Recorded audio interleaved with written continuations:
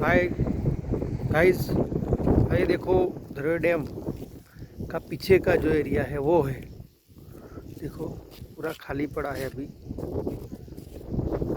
पूरा खाली है। नदी आया नहीं है अभी। ये राजस्थान से पानी आता है इधर।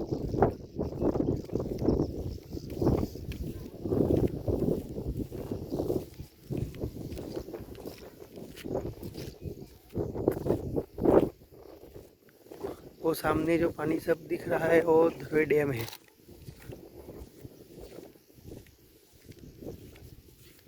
वो हम सब फैमिली के साथ आए हैं।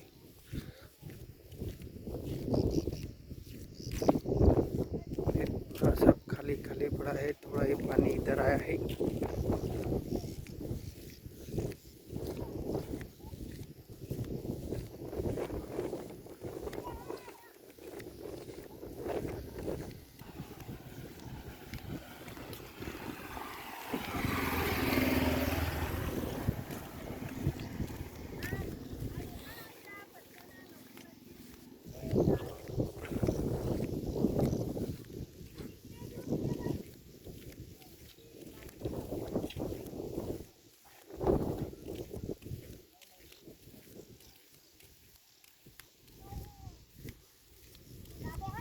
नदी आवा तो सब